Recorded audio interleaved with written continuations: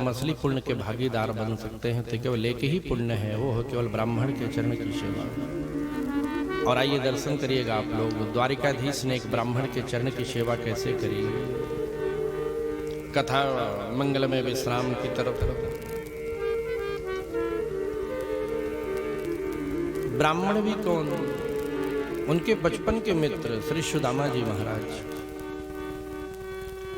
आप अखिल कोटि ब्रह्मांड में सुदामा जी जैसा व्यक्तित्व अगर ढूंढेंगे तो दूसरा नहीं मिल सकता, मिलेंगे तो केवल सुदामा ही मिल सकते हैं। भगवान द्वारिकाधीश श्री कृष्ण उनके परम मित्र हैं, लेकिन ये बात उन्होंने अपने पत्नी से भी कभी नहीं कहा था।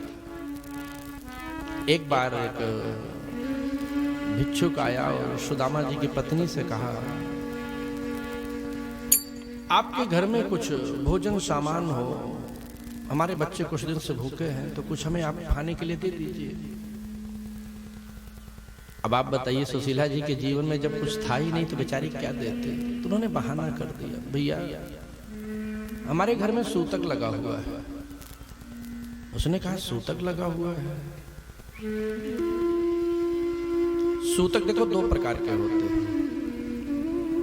एक तो घर में किसी की मृत्यु हो जाए या कभी बेटा बेटी भी जन्म लेता है तो जाचक सूतक लग जाया करता है।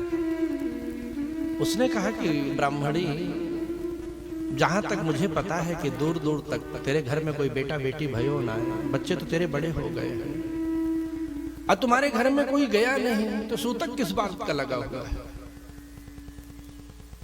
और ये कहते कहते सुशीला जी के नेत्र सजल हो गए। बोले, भैया हमारे घर में निर्धनता का सूतक लगा हुआ है, जो जीवन पर्यंत कभी जाने का नाम ही नहीं ले रहा। अब मैं क्या बहाना करूं बताइए। हमारे बच्चे जब 2-4 दिन से स्वयं भूखे हैं तो आपको मैं सीधा पानी कहां से ला कर दूं? उसने कहा, आप कहीं ये बात हंसी में तो नहीं कह रही हैं? बोले, भैया हंसी में कहूंगी, मैंने जीवन में कभी झूठ नहीं बोला। बोले, नहीं हमें तो लग रहा है। बोले, क्यों? अरे बोले, जिसके मित्र द्वारिकाधीश हो, आपको पता है कि सुदामा द्वारिकाधीश के मित्र है, और जो द्वारिकाधीश का मित्र हो वो निर्धन हो, ये कभी हो सकता है? तो आज सुशीला जी को पहली बार पता चला कि हमारे पति की मित्रता द्वारिकाधीश से, वो भी किसी ने बताया उनको। अब बताइए, सुदामा जी इतने व्यक्तित्व के धनी थे कि ये बात उन्होंने कभी अपनी पत्नी से नहीं कहा। नहीं तो आजकल ध्यान देना है, अभी कोई जनसभा हो और मंत्री महोदय आ जाए, गलती से फोटो निकल जाए तो लोग अपने घर में दिखाते हैं, देखो मंत्री से हमारी कितनी जमती है, जबकि मंत्री को जानते हैं कुछ नहीं।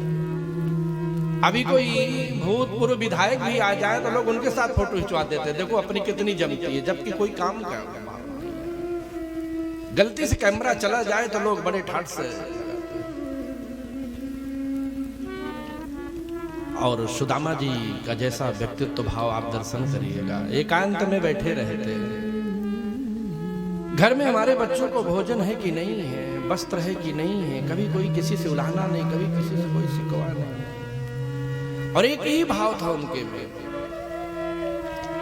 आशा एक राम जी की, दो जी आशा छोड़ दे, नाता एक राम जी से, दो जे नाता तोड़ दे।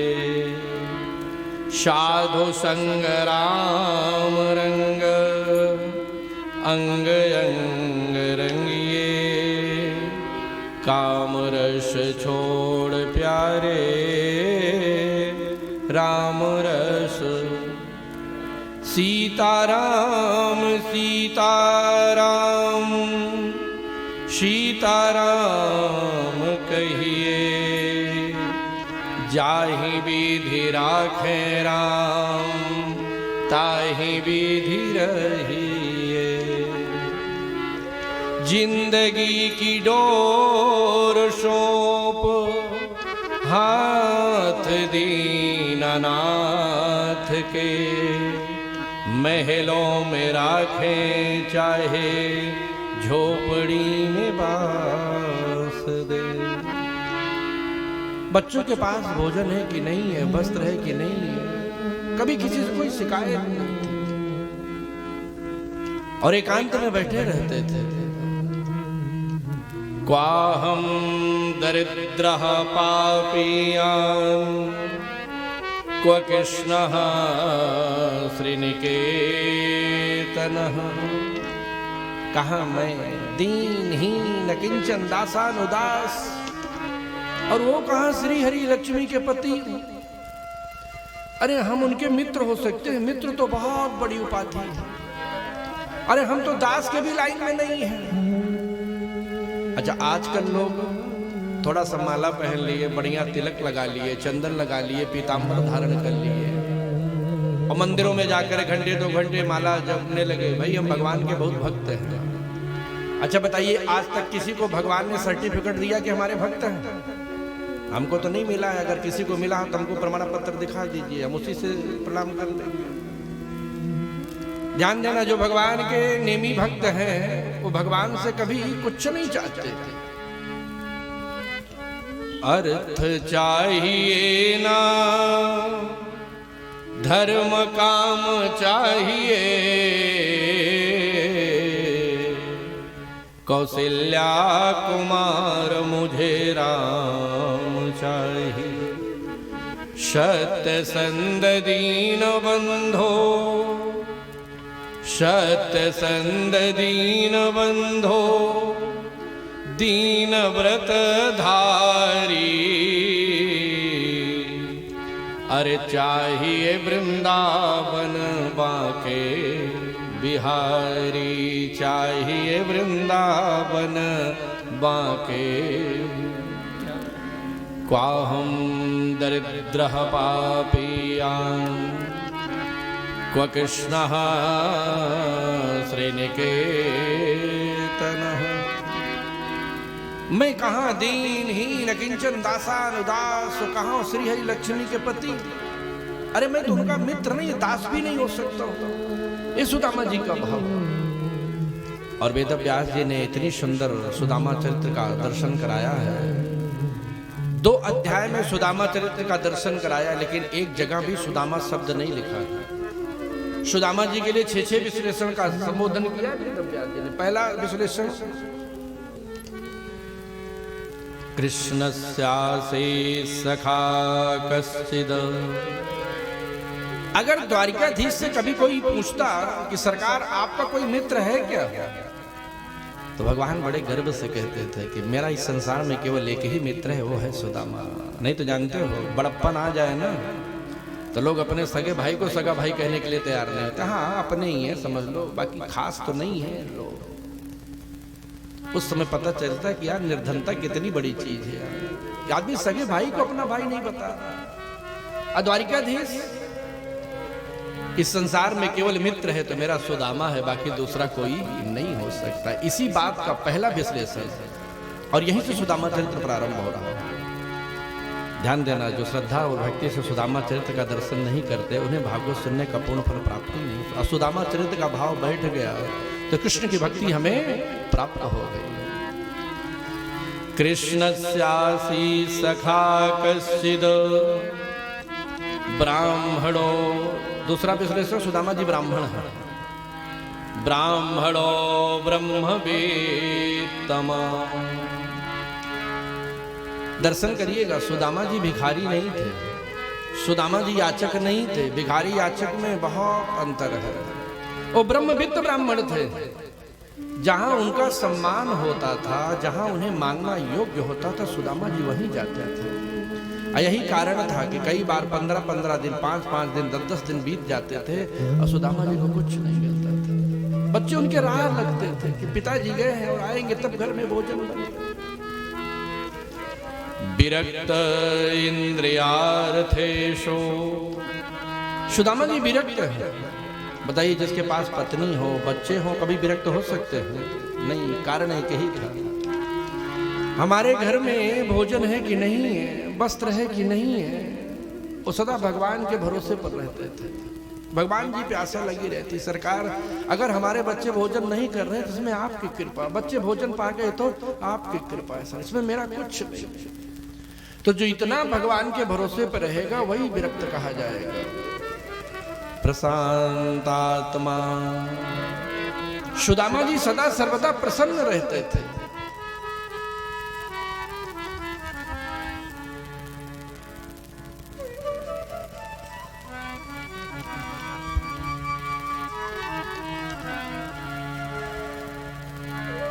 कृष्णाय वासुदेवाय देवकी नंदनाय नंदगोपकुमाराय गोविंदाय नमो नमः। आप बताइए, आप दिन भर व्यापार में जाएं, नौकरी में जाएं, और शाम को जब वहां से आप चलने लगे हैं तो आपको ये पता है कि हम इतना नहीं कमाए हैं कि हमारे बच्चों का भोजन प्रसाद हो सकता है। अच्छा, बच्चे तो लख रहे हैं कि पिताजी आएंगे तो घर में सामग्री आएगी, भोजन आएगा, प्रसाद आएगा, मिठाई आएंगे, खिलौने आएंगे। अगर आप खाली हाथ लौटेंगे तो क्या कभी आप प्रसन्न रह सकते हो? नहीं। पर सुदामा जी प्रशांतात्मा, हमारे घर में कुछ है कि नहीं, ये सब भगवान के भरोसे पे चलते थे। भोजन मिल गया तो ठाकुर जी की कृपा, भोजन नहीं मिला तो ठाकुर जी की कृपा।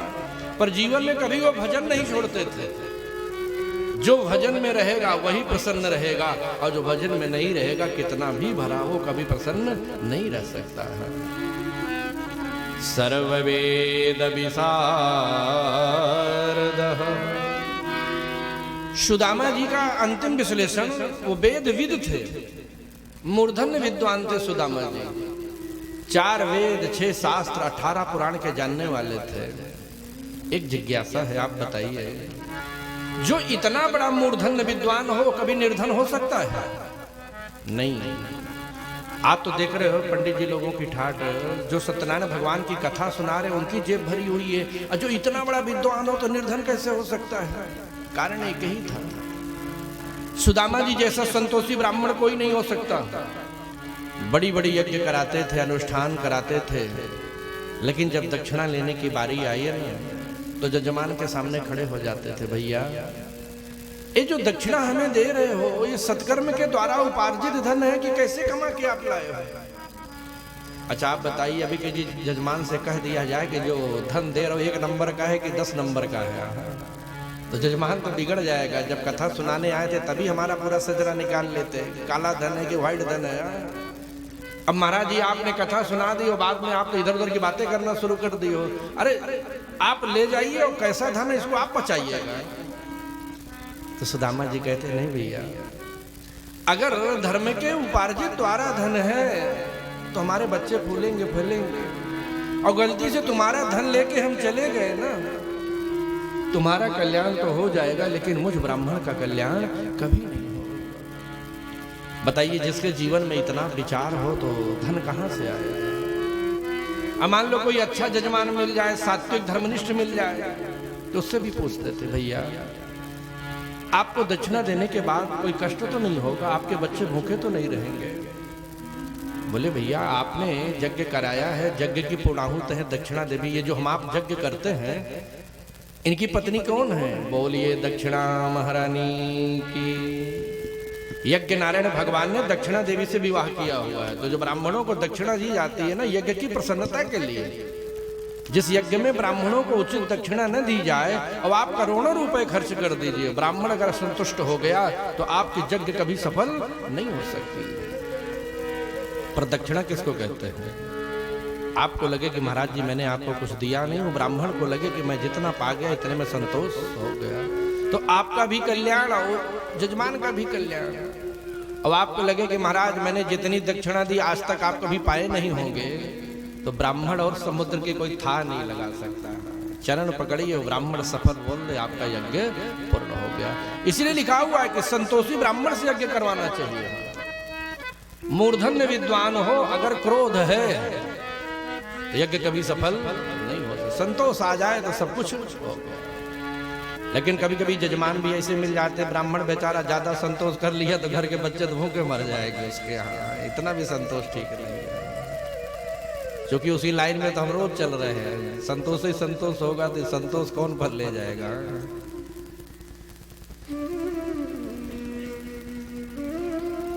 इसीलिए सुदामा जी ने क्या किया था, आना जाना बंद कर दिया, संसार के माया चक्र से, बाग जाल से बहुत दूर हो गए थे।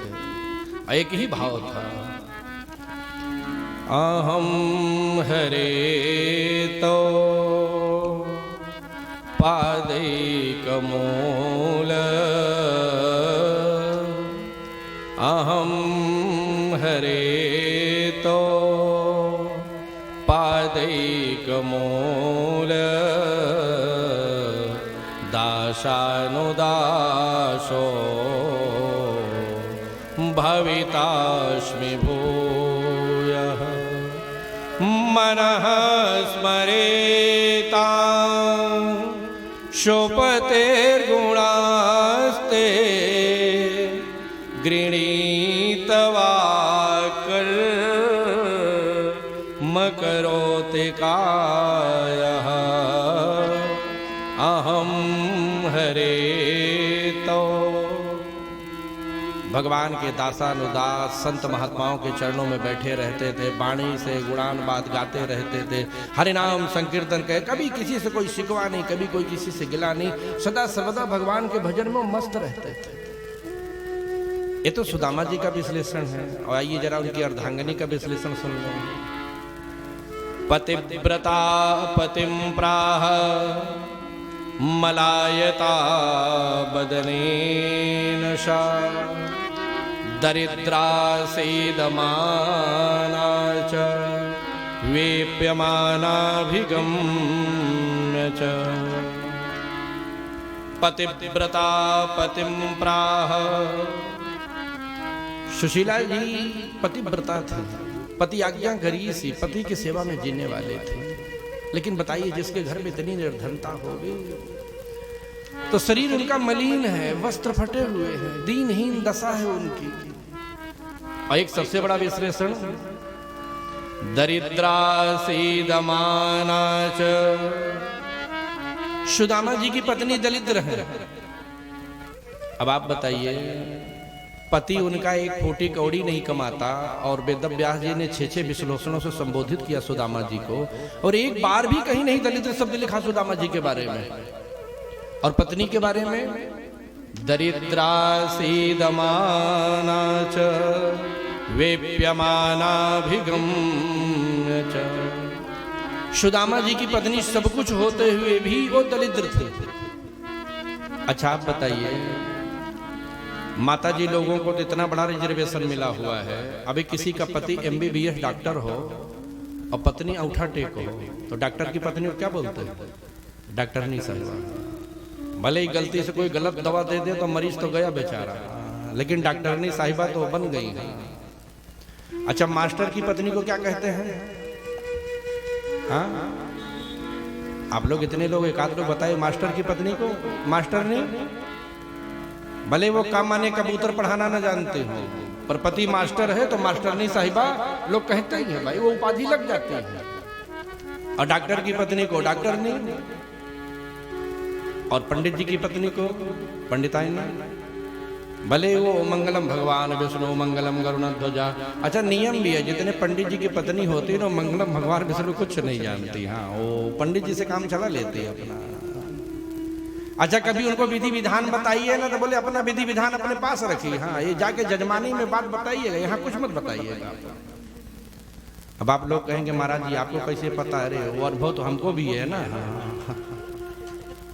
दुनिया हमारी बात सुनेगी लेकिन वो कभी नहीं सुनेंगे। हाँ, इसीलिए हमको सुनाते भी नहीं। काहे सुनाने जाए भाई, अपनी फजीयत कराए। अच्छा, साधु की पत्नी को साधुआई यही ना होता है, वो डायरेक्ट पदवी ट्रांसफर हो जाती है। अच्छा, डाकिया की पत्नी को बताइए, डाकिया की पत्नी क्या कहेगा? डाकरी तो नहीं कह देंगे आप लोग? अरे मत कहिएगा, नहीं तो घर गाँव में चला जाएगा। पतिव्रता पतिम प्राह मलायता वदनेन शा, दरिद्रा सीदमाना च वेप्यमानाभिगम्य च। पतिव्रता तो है लेकिन दरिद्र है। कारण क्या था? सुदामा जी के जीवन में कुछ भी ना होते हुए भी स्वयं परमात्मा ही सामने क्यों ना आ जाए, वो कभी किसी से कुछ चाहते नहीं थे। जो कभी किसी से कुछ नहीं चाहेगा वही प्रशांतात्मा होगा, वही जितेंद्री होगा, और जो किसी से चाह रखेगा वही दलिद्र होगा। तो सुदामा जी की पत्नी के मन में भाव रहता था कि कहाँ से धन आ जाए, कहाँ से संपत्ति मिल जाए, हमारे बच्चे भोजन कर लें। तो जो चाह रखेगा वो दरिद्र होगा, और जो चाह नहीं रखेगा वही प्रशांतात्मा होगा। तो सुदामा जी प्रशांतात्मा थे। लेकिन एक बात है, ये निर्धनता, ये गरीबी ऐसा कड़वा सच है कि कभी कभी इंसान इसके सामने टूट जाया करता है। और एक दिन सुशीला जी, लोग कहते हैं बच्चे जब बड़े हो जाते हैं, आपने हमारे लिए क्या किया?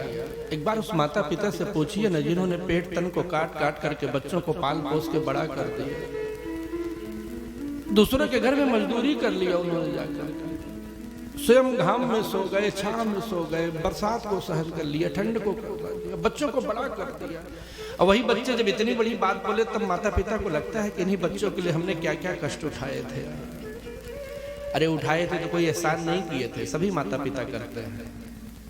ये बात तो आपको तब पता चलेगी जब यही प्रश्न आपका अपना बेटा करेगा कि आपने हमारे लिए क्या किया है। लोगों ने तो बंगले बनवाए, गाड़ियां बनवाए, क्योंकि जैसी स्थिति होगी उस समय बच्चे वैसे ना बात करेंगे। कितना भी कथा कराइए, कितना भी सत्संग करिए, कितने बड़े धर्मानुष्ठान करिए, अगर माता पिता की सेवा बन पाई तो सब यज्ञ सफल है, और माता पिता की सेवा नहीं कर पाए तो कुछ नहीं है। हमसे हमारे माता पिता सुखी हैं तो उसी घर में राम कथा है।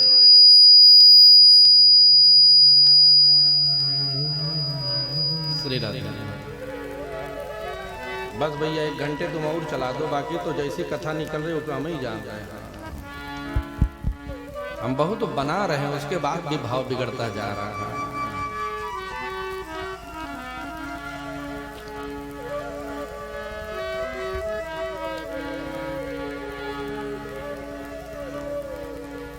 एक दिन सुदामा जी कहीं चले गए और 2-4-5 दिन नहीं आए। तो छोटे छोटे सुदामा जी के बच्चे थे, 4 बच्चे थे, छोटा बहुत छोटा था। बोले माँ, लोगों के घर में मैंने सुना है कि महीने में 2 एकादशी होती है,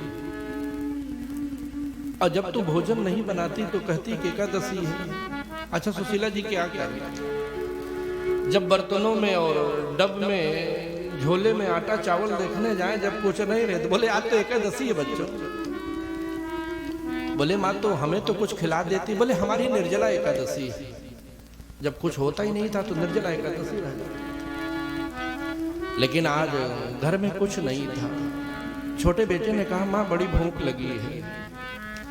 आज सुशीला जी से नहीं रहा गया। जहां सुदामा जी पूजा करते थे जाकर के आंचल फैला दिया। बोले द्वारिकाधीश, हमने सुना है कि आप हमारे पति के मित्र हो, और एक ब्राह्मण से आपने मित्रता जोड़ ली, और क्या मित्रता निभा रहे हो सरकार। और कहते कहते आंचल को फैला दिया और वो फपक के रोई है सुशीला जी। ठाकुर जी आपको धिक्कार है, आपके बच्चे 56 भोग पा रहे हैं और एक ब्राह्मण के बच्चे सूखी रोटी भी नहीं पा रहे हैं। ये बात जब द्वारिकाधीश ने सुना तो उठ के बैठ गए और नेत्र सजल हो गए। रुक्मणी ने कहा सरकार कोई भूल हो गई। बोले रुक्मणी भूल नहीं हो गई, आज हमें द्वारिकाधीश बनने पर धिक्कार है। एक ब्राह्मण के बच्चे भूखे सो रहे हैं और हमारे बच्चे 56 भोग पा रहे हैं।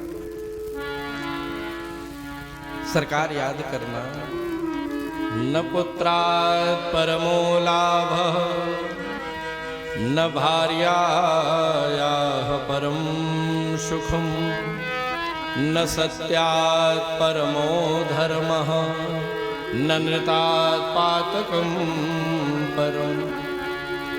सरकार माँ नहीं सह पा रही, बच्चे हमारे भूखे हैं, हम तो भूखी सो सकते हैं, छोटे छोटे बच्चे हैं सरकार। बताइए रोटी कहाँ से लेकर के आए? अगर आपको इसी प्रकार से निर्धनता से हमको मारना ही था तो आपने बच्चे दिए क्यों? और जाता तो कुछ नहीं कहूंगी सरकार, अगर आज हमारे बच्चे भूख से तड़प करके उन प्राण चले गए तो सुशीला जीवित नहीं रहेगी, और सुशीला नहीं रहेगी, बच्चे नहीं रहेंगे, तो कभी आपने अपने मित्र के बारे में सोचा है?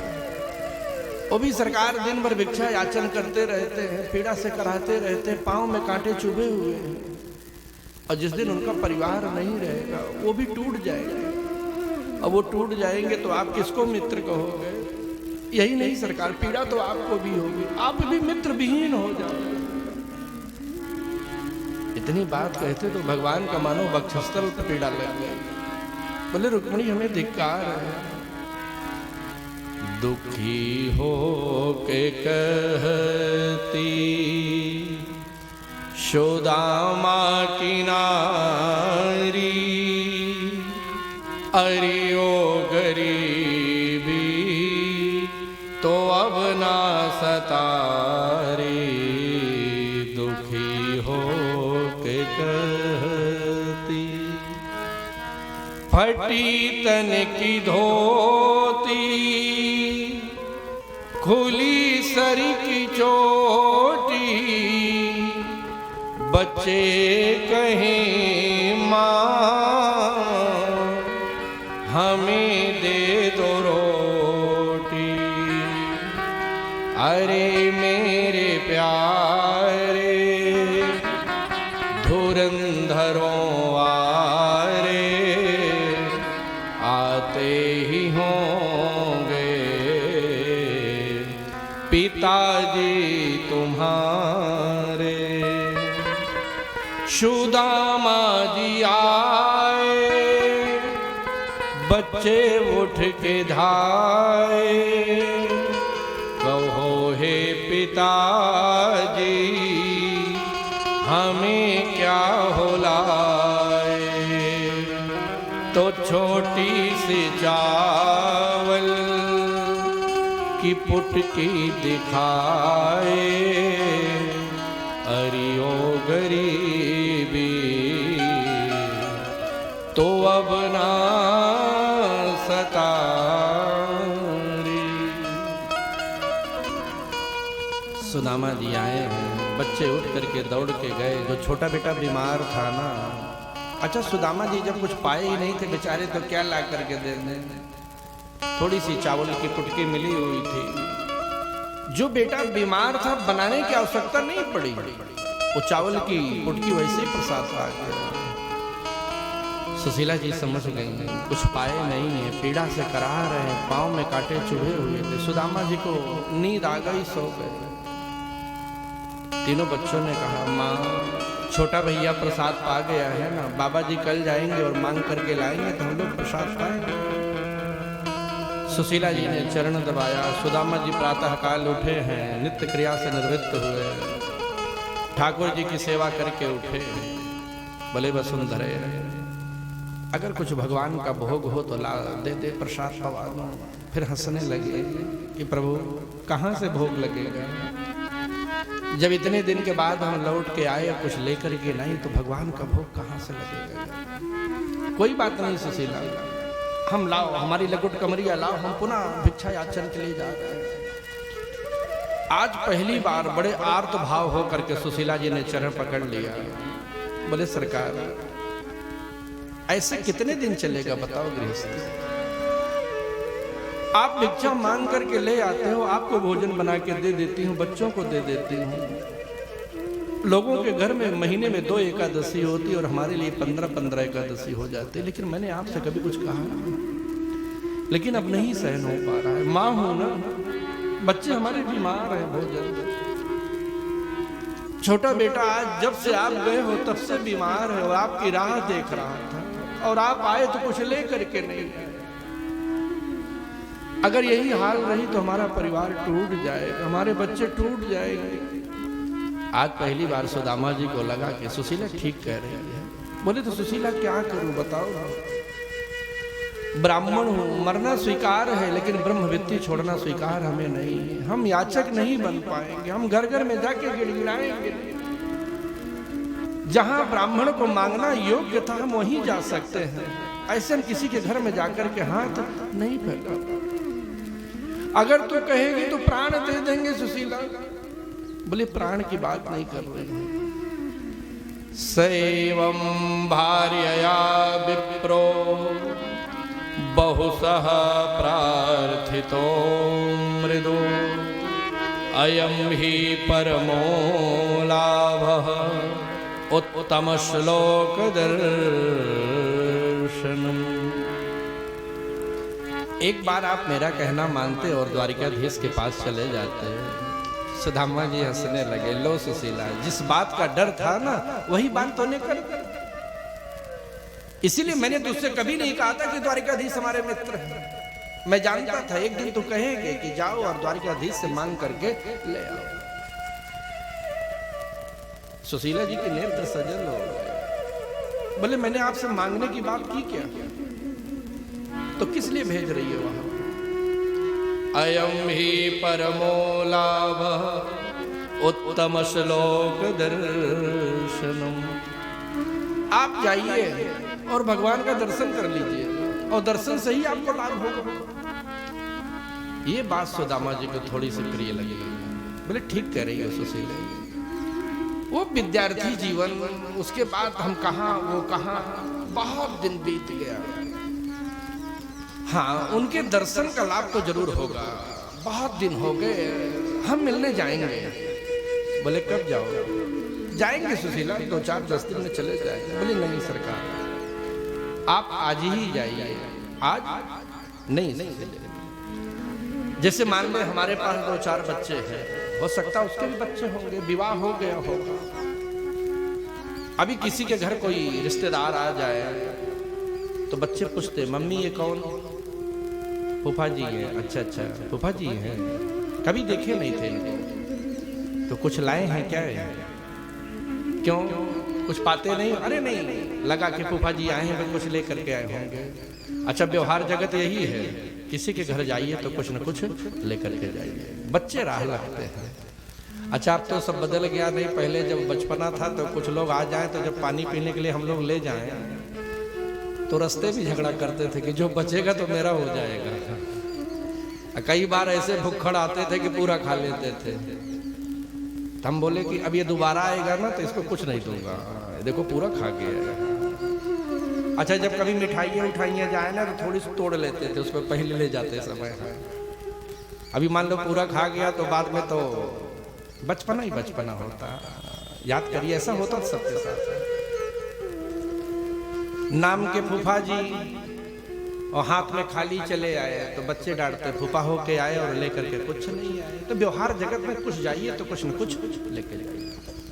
ये धर्मनीति शास्त्र कहता है, खाली हाथ नहीं जाना चाहिए। सुदामा जी ने कहा बता हमारे पास कुछ है क्या? बोले ठीक है, अगर आपको उपहार दे दूं तो? हाँ, उपहार देगी तो चला जाऊंगा। सोचिए सुशीला जी का भाव। बेटा बीमार था तो कभी मांगने नहीं गई, लेकिन आज भगवान से मिलने जा रहे हैं तो भगवान के लिए चली गई। एक पड़ोसी के घर चली गई। क्या सुदामा चरित्र लिखा है वेद व्यास जी ने। याचित्वा चतुरो मुष्टि, याचना किया है सुशीला जी ने जाकर के, बहन दे दे। विश्वास करो, अपने बच्चों के लिए नहीं मांग रही। बच्चे तो हमारे भूखे सोने की आदत से पड़ गई है उनकी। हमारे पति द्वारिकाधीश से मिलने जा रहे हैं। याद रखना, ब्राह्मण है, हो सकता है द्वारिकाधीश कुछ दे दे वापसी। तो अगर कुछ भी मिल गया बहन तो चाहे जिसकी सौगंध खवा ले, सबसे पहले तेरी उधारी दे जाओ, ऐसे मांगने नहीं आए। अच्छा, उसको भी लगा ये ब्राह्मणी कभी आई नहीं, ये झूठ नहीं बोलेगी।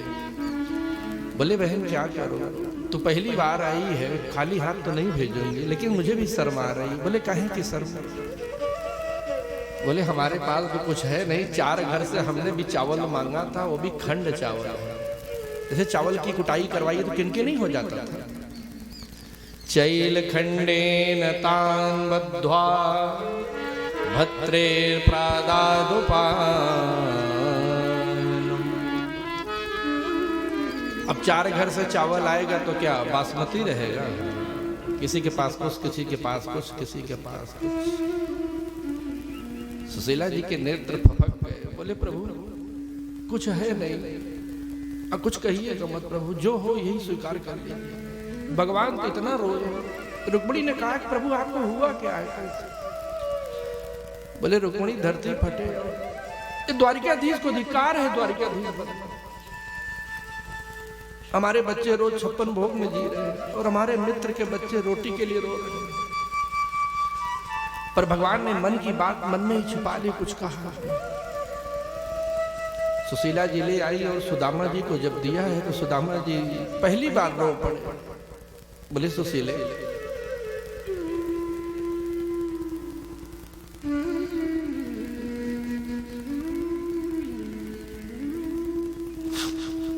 बोले वो बहुत बड़े आदमी हैं, ये दलित नारायण लेके जाऊंगा उनके घर।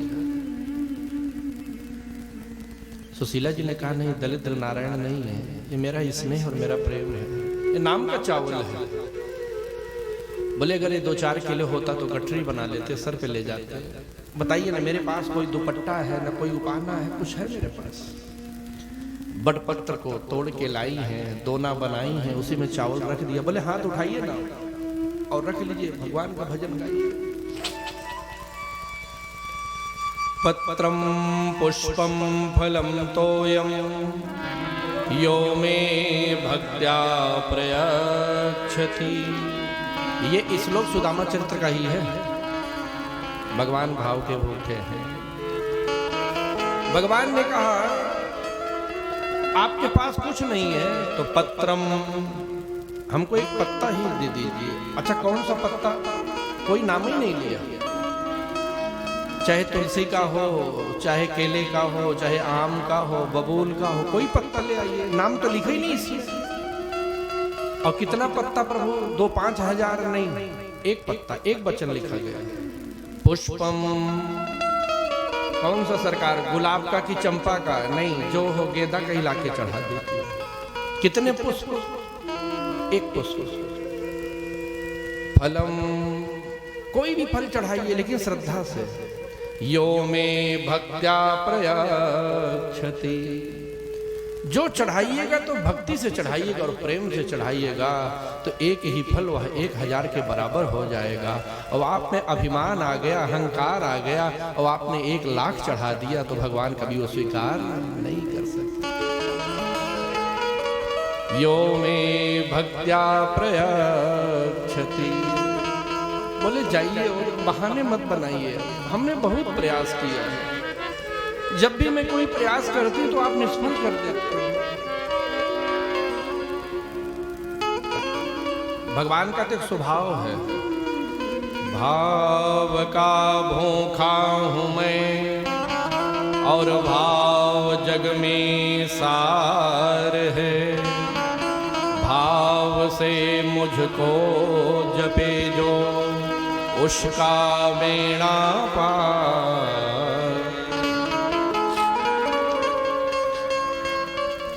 सुदामा जी बेचारे वो 4 मुट्ठी चावल लिए और इस कांख में दबाए चले।